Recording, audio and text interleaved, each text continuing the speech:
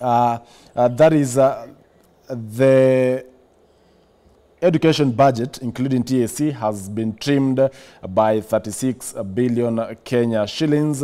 We have the critical health budget slashed by a whopping 12.79 billion Kenya shillings. Agriculture sector has been slashed 7.71 billion Kenya shillings. That is, as you can see on your screens. And MSME's trade investment has received a cut of 3.21 billion Kenya shillings. The focus here mainly is on education, health, and agriculture. And to Honorable Kiplagat, education, TSC now warns that the 10 billion cut will affect the hiring of 46,000 intern teachers. We understand at some point or even on strike. Health also is said to be affected. What do you have to say about this? Okay, maybe before that, and you'll give me some time because we'll have to cap our one against the two, and also what we are raising is actually falls within the mandate that we are now looking at it, because we are now looking at the supplementary budget, which will be tabled when the House resumes next week. I think we need to tell the Gen Zs and the young and our young people the truth. Where we are as a country is between a rock and a hard place. Those are facts. And I wish we could have a forum with the young generation. Then I give them the obligations that we have as a country, and then they also try to make me their budget. Because, you know, sometimes I was telling them, if you go to the analogy of football, where you have the spectators in the field, in the stadium, and also the players, you will get the spectators say a lot of things on how their team should have played, or what the coach should have done. But if you take any spectator on the field to be the player, the results is, the guess is as good as mine. He might not even kick the ball. So where we are as a country, that's very fundamental. Currently, we have over 10 trillion in terms of debt that we have accumulated since independence. Every government has accumulated a debt. So we have a whole of over 10 trillion. I think it's approaching around 11. Now, what does that tell you? Last year alone, we paid 1.1 trillion in terms of debt. That one, the first money you receive becomes the first charge. You can't do anything about it. This year we are expected to pay close to 1.3 trillion because it keeps on increasing. Now, we have also a pending bill that when we came in, the one that has been taken to the pending bill committee, we have around 700 billion, a pending bill. And because you are lawyers, you know the contracts that we enter. The contracts that we enter, there is a time frame in which those pending bills are paid. If they are not paid, they accumulate what we call interest on delayed payment. Interest on delayed payment alone currently stands at 122 billion. Now, you have 1.1 trillion to pay as a debt, which is not negotiable. Secondly, you have counties, because we have the county government, they have the equitable share that you can't do anything about. We are in 400 billion. You give them their 400 billion. We are in 1.5. Mm-hmm. We have public service. All the employees that are in public service, they consume 560 billion. We are in what? We are in 24 2.0 something trillion. Now, add to that, we have TAC. TAC, the current teacher portfolio that we pay is 350 billion. 350 billion already, we are in 2.4 trillion. Last year, the summary that has come, we were able to from ordinary revenue, we are able to raise 2.47 trillion. Mm-hmm. That alone, what you have raised and what you have spent on those few items I have said, you haven't gone to defense, you haven't gone to so many things that you have not touched. So it follows that even if we are talking about these 620 billion or 800 billion in terms of the development that we have to do, that one, gentlemen, we have to go. So we are in a state, may I finish? We are in a state whereby for us to do some recurrent and some development, we pay the debt and borrow. You get? You do exchange. Well, Mheshimiwa now, let's now narrow down to issues. Coming to the issues. So, do you believe there is need to reinstate the 10 billion that is Coming set to to be issues cut where we are, for the TSC? Coming to where we are, we promised our young generation, the teachers, the interns, the 46,000 interns, the government gave them the assurance that they are going to be confirmed into PNP. And that one was factored in the finance bill of around 18 billion. We promised our medical interns that we are going to we are going to give them what do we call? We are going to give them internship. It was going at 2.4 billion. When we come to the health sector, we said if there is something that has brought poverty in this country, is the medical bills that our parents are paying. The medical bills are so huge. We have chronic illnesses like cancer. We say that let us modernize NHIF to form SHIF.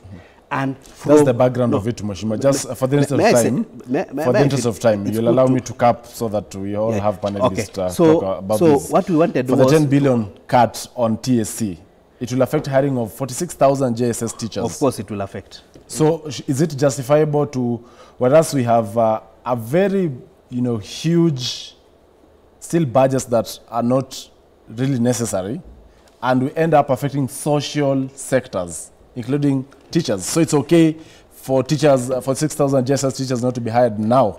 You know, if you had me, Chacha, I enumerated where our total ordinary revenue collection disappears to, which we cannot do very So in other words, you're saying it's proper for 46,000 teachers not to be hired now. What we have said, we might not hire the 46,000, but we are going to hire 26,000.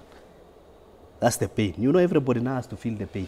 Well, so, Ruth, may I finish? For the in agriculture, I'll have to because even our farmers, we'll come back to agriculture. So that this young generation can allow me to control this. We'll come back to the agriculture one. Ruth, you see, education has been hit by 36 billion cut. Yes. TSC laments that 10 trillion that has been trimmed from its budget, 46,000 intern teachers will not be hired. I mean, they form a huge chunk of the Gen Zs. Yes. Is it a disconnect with the reality? Definitely it is. And there's one thing that I would like to point out even before I give my views on the same. I think there's a misconception that Gen Zs are people who don't understand what is going on in government and people who don't understand how government runs and how decisions of government affect the Gen Zs. And it must be brought to the attention of Mheshimiwa here that some of us have been agitating for change for so many years. Some of us probably can even school members of parliament on procedures and processes and laws. When we sit here, we are people who have gone to school, people who have careers. So before you even address us, stop using terminology such as, I have to educate these Gen Zs. I have to tell these Gen Zs. I have to make them understand. We are people who have gone to school. We are probably more educated than members of parliament on certain laws and procedures within parliament. So just to put that out there. And when you see this kind of disconnect, this is what puts these young people on the streets. Remember, one of the things that the young people were saying, as you have put it rightfully, the JSS teachers, most of them are fresh from, training. They are fresh from training, hoping that they can be dispatched to various schools where they can begin their careers. So one of the things that they kept saying while going to the streets is that, you know what, we have time. We can even demonstrate up to 2027 because, you know what, we don't have jobs. So when the budget cuts come and the first people who are affected are these young people who are literally on the streets telling you that we are on the streets because we don't have jobs, then you can clearly see the disconnect. You can clearly see the lack of listening that they keep saying the president listens. So you wonder, what do you mean by the president listens when in his solutions, he further goes ahead to even disenfranchise the young people even more? So clearly, as you have put it, it is something that is, these decisions are being made that are affecting young people, and there's a disconnect in terms of what the young people are saying and how the government is responding to what the young people are saying. There is need for government to take a step back, even as they come up with concessions and saying, okay, fine, Gen Zs have said do this, so we do it. Before you even do it, can you ask yourself as government, what is the reasoning behind this? So that when you're addressing this problem, it is not a knee-jerk reaction. It is a well-thought-out solution that covers and addresses the concerns of the Mwananchi, covers and addresses the concerns of these particular Gen Zs that, for some reason, members of parliament tend to think are uneducated. Joshua, you are the president of the Kenya School of Law. Now 46,000 intern teachers will not be hired if the supplementary budget sails through as it is with no amendments. Teachers are also set to go on strike very soon, since they will not be able, or TSC will not be able to implement the CBA implementation. Do you feel, as a result of the president withdrawing the finance bill, he is now deliberately punishing the youthful Kenyans? The short answer is yes. That's what he's doing. He's trying to, he's trying to prove that, look, you guys, we needed this finance bill. That is what he's trying to do. So that we feel the pinch. We did not.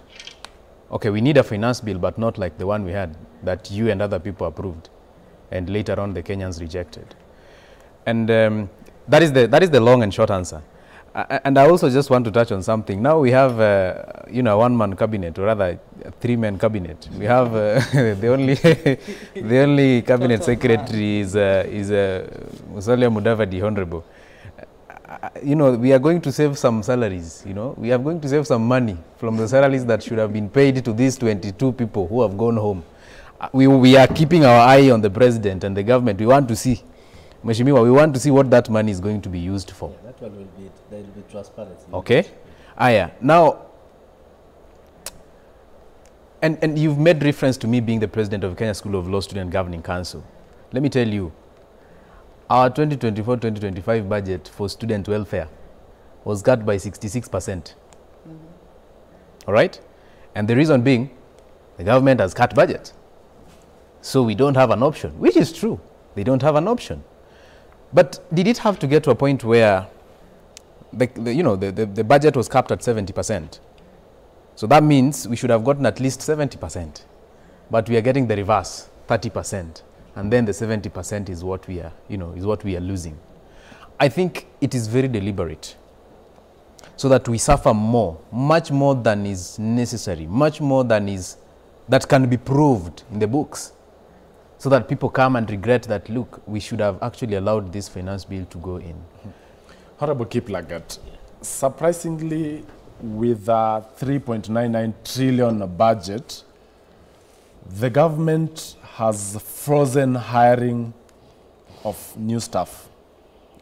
Yeah. With the youthful population that is, of course, in this country, unemployment crisis, many have warned that it is a ticking time bomb. How then do you justify that a government runs an almost 4 trillion budget with no hiring? Then how do you solve the unemployment issue in the country? Okay, maybe so that we can bring our agency on board. I think it's an engagement that we need to have, because I can throw for you the budget and the requirements that you have to fulfill legally, because you are lawyers, so that you can also try to tell me how I can make this budget, because I think that's an engagement we need to engage. Because I find it so difficult that we are in an age and the people are not understanding that we are in an age. Because when you reduce part of it, part of the 3.9, which will now come to 3.7 trillion, 3.79 trillion after the trimming, around 900 billion is money that we get through borrowing. Around 900 billion is through borrowing. The others, we were intending to collect around 2.8. That's an improvement from last financial year.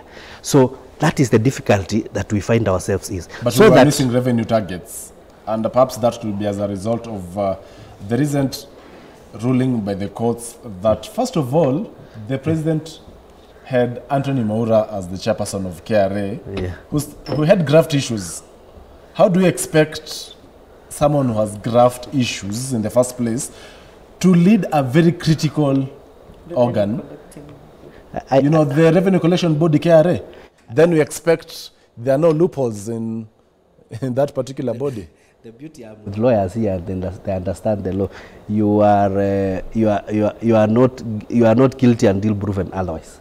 So the allegation that has been made. So it's proper even to have cabinet secretaries in the next cabinet to have corruption cases coming back just because they've not been proven. Unless you have been convicted, it remains. It remains unless you want to. Unless you lawyers, you are telling me what we are reading in law is different. I know you are not guilty until proven guilty. So Ruth, are we likely to have some cabinet members coming back while they have active cases in court, graft cases, in fact, similar to what the KRA chair had? With this administration, there's nothing that will shock us, because remember, it's not just cabinet secretaries. One thing that Mheshimiwa here needs to understand, and I'm glad that he's brought us back, he's now calling us lawyers, not Gen Zs, you know, clueless Gen Zs. Now, when it comes to questions of law that he doesn't understand, we are now lawyers and we are experts. And here we will give him our expertise and tell him that, you know what, according to the leadership and integrity chapter of the Constitution, that if there is any pending matter that you are involved in, whether you have been, the matter has been concluded or not, you cannot be appointed to a public body to serve as a civil servant. Which article is that? It is the law, my friend. Take your time, read your chapter 6, read your Leadership and Integrity Act, you will find it in there. I've read and I have not seen. You are now being educated. It's one of the qualifications for one. It is one of those requirements that for you to hold a public office, you cannot hold a public office if there is any matter pending that you are associated to as an individual. And as we proceed, I mean, I'd like to give an example of, for instance, of one of the ladies who had been appointed, who was a member of KEMSA. You know, she was, I think, a director at KEMSA, and the whole scandal about medication and medical equipment supplies came up, and her name was heavily mentioned. She was told to step aside, only for a few months later to be appointed as a permanent secretary, you know. Okay. So you ask yourself, this is a government that I can promise you, I would not be surprised if somebody like the CS of Agriculture, who has been heavily mentioned in corruption allegations or in scandals involving fertilizer, coming back as a cabinet secretary. So we will not be surprised by some of the names they will bring upon us. Remember, they are already conducting secret pollings, trying to convince us that, you know, Kenyans are saying we want these people back, you know, so that when they tell us we are reappointing them, we don't act surprised as Kenyans. Ruth, even as we wind up, unemployment, you know, being a ticking time bomb for this country, the few employment opportunities that were there, that is for JSS, they're likely not to be scrapped off. And, you know, the main reason Gen Zs will conduct their demos on a weekday, it's because most of them are jobless. Where does President William Ruto now put himself without addressing the unemployment issue, be it through development, you know, slashing the development budget that will have at least made the economy vibrant? What next for Kenya? I mean, what next for Kenya is what the Gen Zs want. And the Gen Zs, and I'm not one of them, I'm a friend of the Gen Zs. The Gen Zs are saying that if he is truly incapable, and for them, according to them, he's incapable of leading, kindly just step aside and leave this position to somebody else who is capable of resolving the problems that the Mwananchi have. Because one of the things that the president has not been... Who now? He believes there is no one else apart from President There are Ruto constitutional ways to remove a president from office. On who to be the next president? He's asking who now. If fresh elections are called, people will put themselves up for leadership. I do believe that as a country, we don't have a leadership problem. We don't lack capable Kenyans who can actually lead this country properly and get us the solutions that we do need as a country. So the one thing that they are clear about is the fact that you are making all these concessions, but at the end of the day, we also want you gone. Why? Because fundamentally, as a person, you cannot keep your word. As a person, you're incapable of leading. As a person, you're incapable of providing solutions. And one of those solutions being, you are incapable of resolving the unemployment problem that the young people are facing. Joshua, with the grim picture that we now have of the future of youth in this country, in the young financial year that we are in, I mean, it's only 1 month into it, we're looking at a whole year of no jobs being created in terms of hiring into the the Public Service Commission. I feel that was to be there, that is the, you know, the education sector. I mean, only 46,000 out of millions of youth who are jobless. It's still on the brink of, you know, being scrapped off. What do you think President William Ruto should do in addressing unemployment in this country? President William Ruto is not able to address employment issues in this country. he has proved to be incapable. And actually, that is not one of the things he's addressing right now. What he should do is he should focus, well, should he continue staying in office, he should focus on getting to address graft issues. He should focus on getting to really monitor how, you know, the expenditure in every sector of the economy, so that we, you know, we can save really for development aspects of the economy, and through development then we get to, you know, to employ people. And of course in that saving we shall be saving for, you know, sectors like education, where Mheshimiwa is saying they are only ready to employ 26,000. Now the additional 20,000 will be able to get into job. At the same time, should we save this money, then the doctors will be able, I mean the young doctors who are just getting into their internships will be able to be employed, to get employment. I mean, we cannot solve the unemployment issue completely at once, but it is one step at a time. We want to see the president making that one step at a time. Thank you. And now to Honorable Kiplagat in 30 seconds or less, kindly, as we end up. Okay, I think what my closing remarks is that let us engage as a country. We have a country to protect. We have a constitution to follow. So as I'm calling upon the young people, let us reason together. The difficulties that we have, the president has only been in power for 20 months. And part of the 6 months was forming government. So I doubt whether the president has, in 1 year, he created all these problems we are talking about.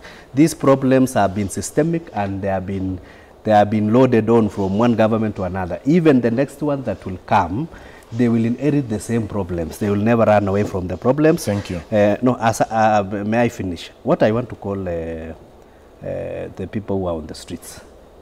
There is the reason why we give a government 5 years to prove themselves. And in that 5 years, 2027 will come.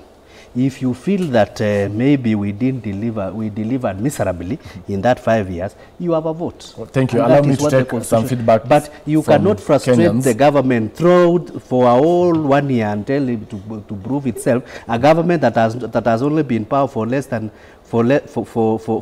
15 months in terms of. Let's see what Kenyans are saying as far as this conversation this morning is concerned. That is via social media platforms at K24 TV at Joel Chacha, and as well on our SMS and WhatsApp numbers on the bottom of your screens. We have, that is Haji Bumali saying, so you don't want the taxes increased, but you want the budget to be fully funded. Where will Ruto get the money?